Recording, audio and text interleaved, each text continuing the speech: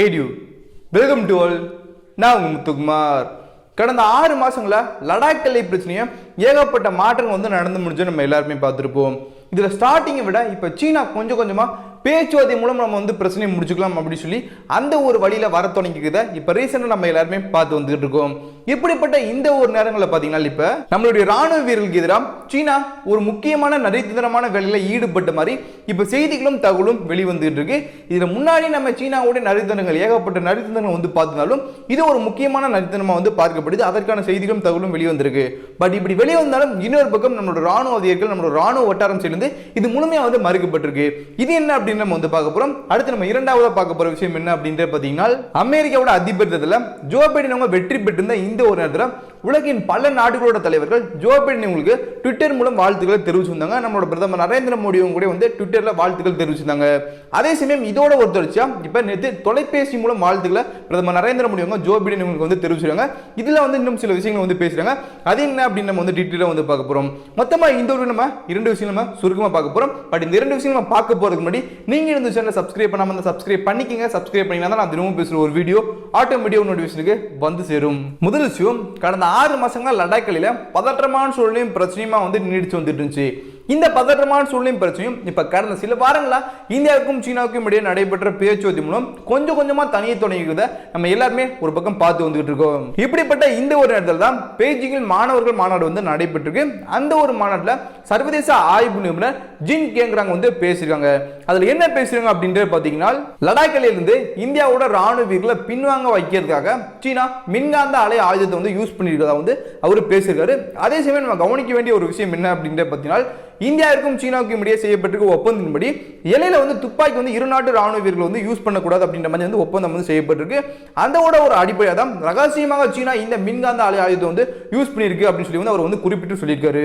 இந்த மின்காந்த அலை நம்மளோட உடல்ல ஊடுருவி சென்று நம்ம தசைக்கடியில் இருக்க நீர்ச்சத்தை வந்து குறைக்கும் தன்மையுடையது. அதே சமயம் இதன் மூலம் வலியற்ற தாக்குதலை வந்து நடத்தப்பட்டதா வந்து சொல்லியிருக்காரு. மெயினா பார்த்தீங்கன்னா நம்மளோட ராணுவ வீரர்களோட உடலில் உள்ள வெப்பநிலை மாற்றம், அப்புறம் வந்து பாந்தி, அப்புறம் வந்து சோர்வடையதை வந்து ஏற்படுத்தியதா வந்து அவர் வந்து பேசியிருக்காரு. அதே மாதிரி சீனா வந்து முதல் முறையா இந்த ஒரு ஆயுதத்தை வந்து யூஸ் பண்ணிருக்க வந்து அவர் வந்து குறிப்பிட்டிருக்காரு. இதற்கு நம்மளோட ராணுவத்தின் மூத்த அதிகாரி ஒருத்தர் வந்து விளக்கம் அளிச்சிருக்காரு. அவர் என்ன சொல்லியிருக்காரு அப்படின்ற பார்த்தீங்கன்னா சீனா வந்து இந்த மாதிரி வந்து செஞ்சிருக்கு அப்படின்னு சொல்லப்படுற இந்த ஒரு விஷயம், இந்த ஒரு செய்தி அப்படின்றது இது வந்து உண்மை கிடையாது அப்படின்னு சொல்லி வந்து மறுத்திருக்காரு. அதே சமயம் சீனா சொல்ற இந்த ஒரு விஷயம் அப்படின்றது போலியான ஒரு நகைச்சுவை தான் வந்து இருக்கு அப்படின்ற மாதிரி வந்து சொல்லியிருக்காரு. இதெல்லாம் வச்சு நமக்கு தெளிவா தெரிய வருது என்ன அப்படின்ற பார்த்தீங்கன்னா ஸ்டார்டிங்ல சீனாவுடைய ஒத்துழைப்பு அப்படின்றது பெரிய அளவுக்கு பேச்சுவார்த்தை வந்து இல்லை. பட் இப்போ நடைபெற்ற ஒரு பேச்சுவார்த்தையில் சீனாவுடைய ஒத்துழைப்பு அப்படின்றது பெரிய அளவுக்கு வந்து இருந்து வந்துட்டு இருக்கு. அதே சமயம் இன்னொரு பக்கம் இதற்கு மேல இந்தியா கூட நம்ம எல்லையில வந்து பிரச்சனை பண்ண வேணாம் அப்படின்னு சொல்லி வந்து சீனா முடிவு எடுக்க தொடங்கிடுச்சு. அந்த ஒரு முடிவோட ஒரு வெளிப்பாடு தான் சீனா எல்லையில சில முக்கியமான இடங்கள் வந்து படைகளை வாபஸ் வாங்கினேன் அப்படின்னு வந்து சொல்லி வந்துட்டு இருக்கு. இப்படிப்பட்ட இந்த ஒரு நேரங்களில் இந்த மாதிரி வெளிவர செய்திகள் எல்லாமே நம்மளோட மூத்த ராணுவ அதிகாரிகள் சொன்ன மாதிரி வந்து இது வந்து ஒரு போலியான நகைச்சுவை மாதிரி தான் நமக்கு தெளிவா தெரிய வருது. கரெக்டாங்க. அடுத்து இரண்டாவது விஷயம், அமெரிக்காவோட அதிபர் தேர்தலில் ஜோ பைடன் அவங்க ஒரு பக்கம் வந்து வெற்றி பெற்றிருக்காங்க. இதனால ஜோ பைடன் அவங்களோட ஆதரவுகள் எல்லாமே ஒரு பக்கம் இந்த ஒரு வெற்றியை கொண்டாடி வந்துட்டு இருக்காங்க. அதே சமயம் இன்னொரு பக்கம் ட்ரம்ப் அவங்களோட ஆதரவுகள் எல்லாமே ஒரு பக்கம் போராட்டத்தையும் பேரணியை வந்து நடத்தி வந்துட்டு இருக்காங்க. மெயினா இந்த ஒரு தேர்தலில் மிகப்பெரிய வந்து விதிமீற வந்து நடைபெற்றதா வந்து ஒரு பக்கம் வந்து குற்றம் சாட்டி வந்துட்டு இருக்காங்க ட்ரம்ப் அவங்க.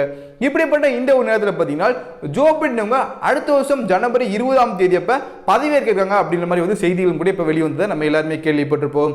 இப்படிப்பட்ட இந்த ஒரு நேரத்தில் தான் பிரதமர் நரேந்திர மோடி அவங்க தொலைபேசி மூலம் ஜோ பைடன் உங்களுக்கு வாழ்த்துக்கள் நேற்று வந்து தெரிவிச்சிருக்காங்க. அதே சமயம் இன்னொரு பக்கம் ட்விட்டர்ல வாழ்த்துக்கள் தெரிவிச்சதா, ஜோ பைடன் உங்களுக்கு வாழ்த்துக்கள் தெரிவிச்சதா ட்விட்டர்ல வந்து பதிவிட்டாங்க.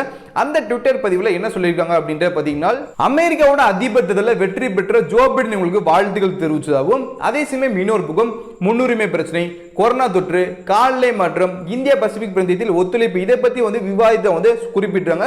அதே மாதிரி இன்னொரு பக்கம் அமெரிக்காவோட துணை அதிபராக வெற்றி பெற்ற கமலா ஹாரிஸ் இவங்களுக்கு வந்து வாழ்த்துக்கள் தெரிவிச்சதாகவும், இவங்களோட வெற்றி அப்படின்றது இந்தியா அமெரிக்கா உறவுல வந்து ஒரு மிகப்பெரிய பாலமா இருக்கும் அப்படின்றத வந்து நம்புறேன் அப்படின்ற மாதிரி வந்து குறிப்பிட்டிருக்காங்க. சரி, இதெல்லாம் பார்த்து நான் உங்களுடைய கேள்வி அப்படின்னு பாத்தீங்கன்னா சீனா மின்காந்த அலை ஆயுதத்தை யூஸ் பண்ண மாதிரி இப்ப செய்திகளும் தகவலும் வெளிவந்துட்டு இருக்கு. இதெல்லாம் பார்க்கும்போது உங்களுக்கு என்ன தோணுது? உங்களோட ஒப்பீனியன் என்ன? அதை மறக்காம கீழே உள்ள கமெண்ட்ஸ் சொல்லுங்க. இது மாதிரி வேற எந்த ஒரு டாபிக்ல வந்து பேசணும்னு சொல்லும் அதே மறக்காம கீழே உள்ள கமெண்ட்ஸ் சொல்லுங்க. கண்டிப்பா நான் வந்து பேசுறேன்.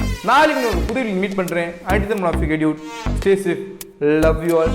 Bye.